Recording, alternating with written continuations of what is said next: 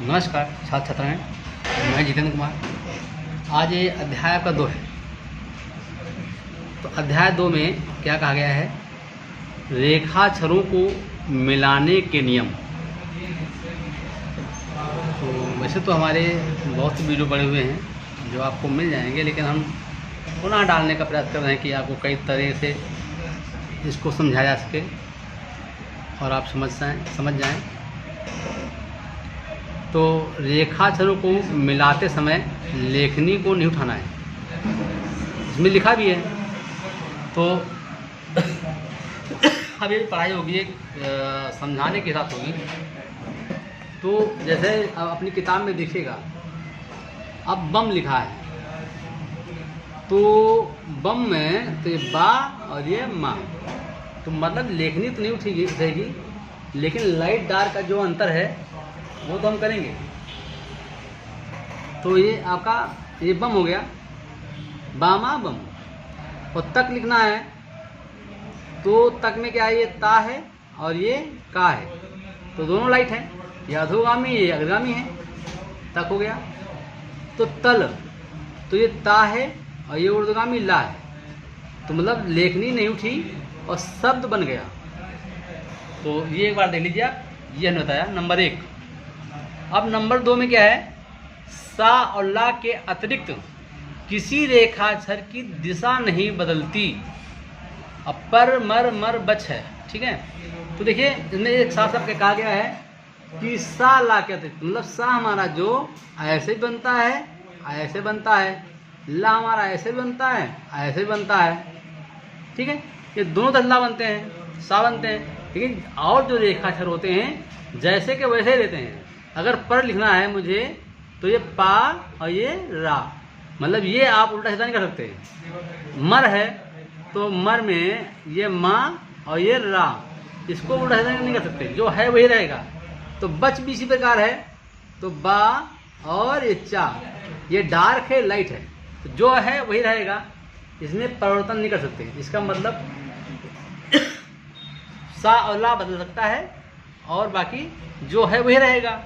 अब ये अध्याय तीसरे नंबर देखिए, जब दो अधोगामी रेखाक्षर मिलाए जाएं तो पहला रेखा पर समाप्त होना चाहिए। कहने का मतलब है दो अधोगामी रेखाक्षर, अधोगामी वो रेखाक्षर होते हैं जो ऊपर से नीचे बनते हैं। तो जैसे बज है, तो अब बज में हमारा बा भी अधोगामी है, जा भी है, बा भी है, जा भी है। जब दोनों जोड़ोगे तो इसका कहना है कि पहला रेखा पर होगा क्या? ये पहला रेखा पर और दूसरा रेखा के नीचे, समझे? तो ये हो गया बज, है ना। और अब दब लिखना है तो ये दा रेखा पर और बा रेखा के नीचे। डायरेक्शन तो वही होंगे, फिगर वही होगा, बस लाइट डार्क भी वही होगा, सब सेम होगा। लेकिन सिचुएशन इसमें ये है कि दो अधोगामी होंगे तो ये रेखा पर आएगा, दूसरा रेखा के नीचे आएगा। आप समझ गए होंगे। तो अब देखिए ये क्रमांक 4 में क्या लिखा है, किताब देखिएगा। जब एक अग्रगामी रेखाक्षर के साथ दूसरा अधोगामी रेखाक्षर मिलाया जाए तो अग्रगामी रेखाक्षर को रेखा से ऊपर लिखना चाहिए। इस भाषा का मतलब है, ध्यान दीजिएगा, समझिएगा। तो कहना है कि अग्रगामी है, उसके बाद अधोगामी है, तो क्या करेंगे हम? तो जैसे नत है, नत, तो ना हम बनाएंगे रेखा के ऊपर और ता बनाएंगे रेखा पर। जैसे नफ है, किताब में दिया गया है, तो ना बनाएंगे रेखा के ऊपर और पा बनाएंगे रेखा पर, ठीक। तो ये है। इसी प्रकार एक और दे रहा हूँ उदाहरण। ये कत है, तो कत में का अग्रगामी, ता अधोगामी है। तो का हम लिखेंगे लाइन के ऊपर, ता लाइन बनाएंगे। तो आपका चौथा हो गया। अब पांचवा देखिए क्या कह रहा है, कि कह रहा है ये भाई कि अग्रगामी अक्षर पहले हो, ऊर्ध्वगामी पीछे हो, तो रेखा से प्रारंभ करना चाहिए। इसी भाषा में ही कंडीशन है, अप्लाई है, और इसको अप्लाई करना है, आपको समझना है, प्रैक्टिस करना है। अगर भाई मल लिखना है, मल, तो ये माला मल, तो ये माँ और ये ला मल, मा अग्रगामी है, ला ऊर्ध्वगामी है। तो लाइन पर शुरू करेंगे, लाइन के ऊपर जाएंगे। ठीक, अब इसमें कल है तो का लाइन पर, ला ऊर्ध्वगामी। ये नहीं कि हमने काला ऐसे बना दिया, ये गलत है। ठीक, तो ध्यान देना है। तो पांचवें में ये बताया गया है। अब इसी प्रकार छठा देखिए, वक्र रेखाक्षर, वक्र मीन्स कर्व, ठीक है, को मिलाने में जहां पहला रेखाक्षर समाप्त होता है वहीं से दूसरा प्रारंभ हो जाता है, आरंभ हो जाता है। प्रारंभ आरंभ एक है। तो अब देखो नन है तो दोनों कर्व रेखाक्षर हैं, वक्र रेखाक्षर हैं। तो ये आपका ये वक्र हो गया, तो यहाँ समाप्त हुआ, ये से प्रारंभ हो गया। ठीक, मम लिखना है तो ये माँ माँ मम हो गया। सस लिखना है सा सा सस हो गया। टट लिखना है तो टा टा टट हो गया। बस कुछ दिक्कत इसमें नहीं भाई। इसी प्रकार सातवें में है, कहा गया है सीधे रेखाक्षरों को दोहराने में जोड़ नहीं पता होना चाहिए। जैसे कि दो रेखाक्षर होते हैं त पप न पप क हैं और कक जज, तो जच, तो जो भी आपके सीधे हैं, पप अगर है तो दो रेखा हो जाता है पापा, तो सीधे बनाया, जोड़ नहीं दिखना चाहिए। अगर बब लिखना है तो जोड़ नहीं पता होना चाहिए। तद लिखना है तो ता हो गया ये और दा हो गया ये, डाल कर देखा दिक्कत, तो ये समझना है। इसी प्रकार कख है तो का कख हो गया, गग है तो गा गग हो गया, डबल मात्रा बन गई। और एक समझने वाली बात यहाँ पर है, आठवां, जब हमारा भाई जब सा, अब समझेगा, तालाबी शा दा तथा ला के बाद आता है तो इसको ऊर्ध्वगामी रूप लिखा जाता है। किसको?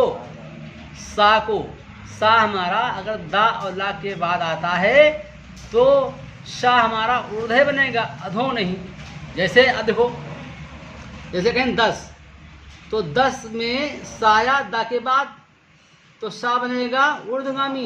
ये नहीं कि आप कह दो कि दा सा 10 कर देंगे, क्योंकि सा के दो रूप होते हैं, अधो ऊर्ध्व। सा ऐसे बनता है, ऐसे बनता है, तो कौन यूज करना है इसमें? ऊर्ध्व यूज करना है, ना कीर करना है। अब जैसे नलस है, ना ला सा, तो अब नलस में ला के बाद शा है, तो ऐसे बनाना है कि सा आपका ऊर्ध्वगामी जाए। ये नहीं करना है कि ना ला सा। ये सोचो कि अब भैया अधो तो बनता है, लेकिन अधो क्यों बनाएंगे? इसमें रोका गया है, तो आपका ऊर्ध्व बनेगा, तो ये सही है, ये रॉन्ग है। ठीक है। इसी प्रकार अगर कहा जाए तो कलश, क्या? कलश, तो कलश में ला में शा, ला के बाद शा है, तो इसको ऐसे लिखो, का ऊपर ला और शा, कलश। ठीक है। तो मुझे लगता है 8वां भी आपको आ गया होगा। अच्छा, अब ये 9वां है भाई, ला के अधोगामी तथा ऊर्ध्वगामी रूप निम्नलिखित उदाहरणों से समझ लो। क्योंकि ला के होते हैं 2 रूप, अधो और ऊर्ध्व। तो अब ऐसी अवस्था में जहाँ को जानना है कि कौन सा रूप कहाँ प्रयोग करते हैं। शॉर्टहैंड में परिभाषा होती है, देखने में सुंदर हो, लिखने में सरल हो, पढ़ने में सुगम हो, शॉर्टहैंड वही कहलाती है। तो यहाँ पर 2 रूप इसके हैं ला के, तो कौन सा रूप हमको प्रयोग करना है? जो सुंदर लगे, सुगम लगे, सरल लगे। ठीक है। तो अब देखिए जैसे लंग है, तो ला और अंगा, लंग। तो अब तुम कहो कि नहीं भैया हम तो ये ला अंगे बनाएंगे, तो एक ला अंगे भी बन सकता है, समझेगा भी। तो अब ये लम है, तो आप कहते हैं कि नहीं ला और माँ हम ये बनाएंगे, लेकिन ला माँ भी बन सकता है। अब कौन नल बनाना है? नल, तो ना और ला ये भी सही तो है, लेकिन एक सही ये भी है। तो अब अगर हम तीनों पूछें कि सुंदर कौन है, सुगम कौन है, सरल कौन है, तो ये कम जगह ले रहा है, इसमें इंगल दिख रहे हैं, समझ में आ रहा है, ये सही, ये रॉन्ग है। बस यही चीज़ है इसमें कि कौन सा रूप कहाँ प्रयोग करना है, ये समझना है। अच्छा, अब ये 10वां लास्ट आपका नंबर है अध्याय 2 में, ये अरे अक्षर हा, बात समझना। जैसे पढ़ के बताते हैं, ऐसे पढ़ोगे समझ नहीं आएगा, लेकिन जैसे मैं पढ़ रहा हूँ उसको आप सुनने का प्रयास करिएगा। अक्षर हा के पहले या बाद में, हा के पहले या बाद में यदि कागामा आवे तो, कागामा कागामा रेखाक्षर आवे तो सदैव अधोलिगामी लिखा जाएगा। कौन लिखा जाएगा? हा। कैसे? जैसे कहेंगे कहीं कह है तो क है और कहें ग है, और मैं है, तो का गामा आ गया ना, आ गया, तो हा के आगे है, तो इस शर्त में हा हमारा अधोगामी बन रहा है। ठीक है। अब ये मत कह देना कि हम भैया ये बनाएंगे, क्योंकि ये बनाओगे तो आगे आप फंस जाएंगे, वो दूसरा शब्द बन जाएगा, इसलिए ये नहीं बनाना है। अब इसी को उल्टा करते हैं, हक और ये हग और ये हम, तो इसमें क्या हो गया, कागामा हा के पीछे आ गया। तो अब शर्त तो वही है, आगे हो पीछे हो, हा तो दोगामी बनेगा। तो क्या है, ये हक, ये है हग और ये हम, तो ये बनेगा। अब ये मत कह देना कि ये हा का हक ये बनाएंगे, हा का हागी ये बनाएंगे, हा मा ये बनाएंगे, ये मत कहना, वहाँ बैठ जाओ। तो ये भाई ये न करना, ये सही है। तो आज अध्याय 2 आपका हो गया है। कोई समस्या है तो अध्याय 2 की एक्सरसाइज भी हम बना देंगे आपको, तो वो नेक्स्ट डेज पड़ेगी। लेकिन मैं कहूँगा ये जो भाषा होती है ये बहुत मेन होती है, ये भाषा जो है बहुत ही मेन होती है। अगर भाषा समझ आती है तो आपको ज्ञान आ जाएगा। अगर इसको स्किप करेंगे, ना सुनने का प्रयास करेंगे, तो फिर काम नहीं चलेगा। स्किप नहीं करना है, मतलब पढ़ना है तो पूरा सुनना है। और अगर एक्सरसाइज चेक करवाना है तो व्हाट्सएप से जुड़िए और एडमिशन बात करिए और फुल जानकारी लीजिए।